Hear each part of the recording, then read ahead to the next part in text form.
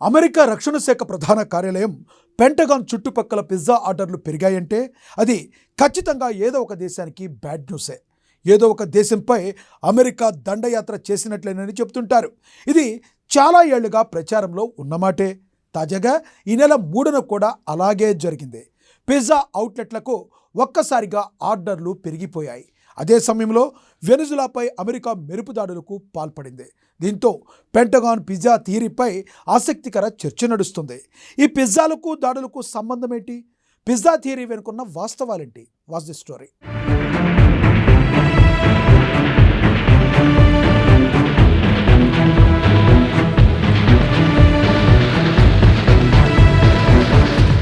ప్రపంచంలో చాలా ఏళ్లుగా అమెరికా పెద్దన్న పాత్ర పోషిస్తుంది.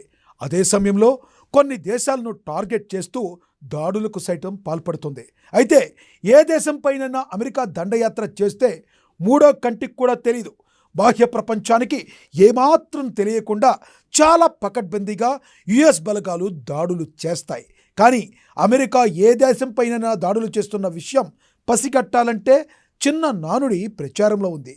అదేంటంటే అమెరికా రక్షణ శాఖ ప్రధాన కార్యాలయం పెంటగాన్ చుట్టుపక్కల పిజ్జా ఆర్డర్లు పెరిగితే చాలట ఖచ్చితంగా ప్రపంచంలో ఏదో ఒక దేశానికి మూడినట్లేనని భావించాలని చెప్తుంటారు. చాలా కాలంగా ఇది ప్రచారంలో ఉన్నమాటే. ఇది చాలాసార్లు నిజమైందని కూడా టాక్. తాజాగా జనవరి 3న కూడా అలాగే జరిగింది.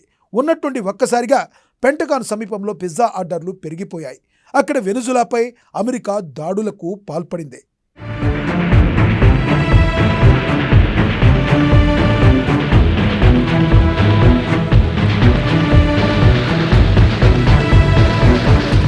ఈ నెల 3 తెల్లవారుజామున కూడా పెంటగాన్ సమీపంలో పిజ్జా అవుట్లెట్లకు ఒక్కసారిగా ఆర్డర్లు పెరిగాయి. పెద్ద ఎత్తున పిజ్జా ఆర్డర్లు వచ్చాయి.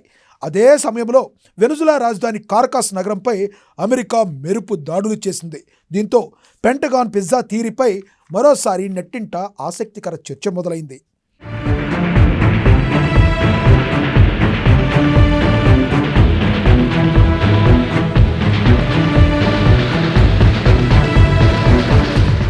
అమెరికా సైనిక ఆపరేషన్ల సమయంలో పెంటగాన్ చుట్టుపక్కల పిజ్జా డెలివరీలు ఒక్కసారిగా పెరుగుతాయని పెంటగాన్ పిజ్జా రిపోర్ట్ పేరుతో ట్రాకర్లు ఇచ్చే నివేదికలు సోషల్ మీడియాలో వైరల్ అవుతుంటాయి.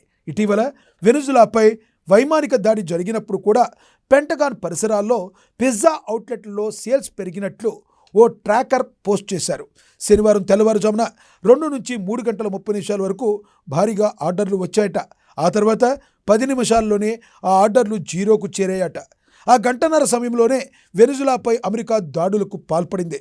కార్కాస్ నగరంపై అమెరికా దాడి చేసే వెనుజులా అధ్యక్షుడు నికోలస్ మదోరో ఆయన భార్యను బందీలుగా చేసుకుని అమెరికాకు తరలించడం చర్చనీయాంశంగా మారింది.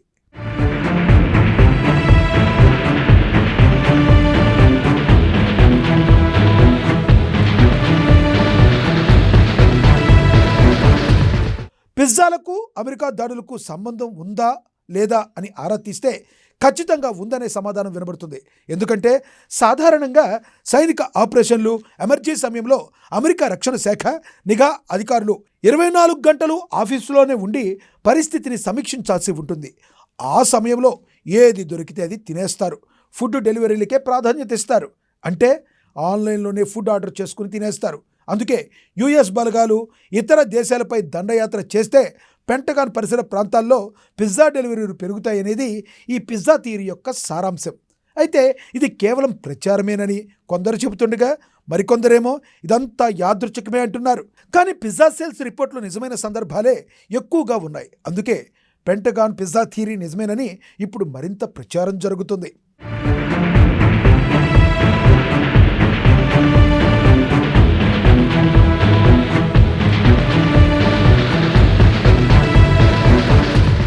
పెంటగాన్ పిజ్జా థియరీ గురించి చర్చ ఇప్పటి నుంచి ఉండేది కాదు, ఏళ్లుగా నడుస్తుంది. ఎందుకంటే వాస్తవానికి ఈ ట్రెండ్ ఇప్పటిది కాదు. సోవియట్తో ప్రచ్ఛన్న యుద్ధ సమయంలోనే ఇది వెలుగులోకి వచ్చింది.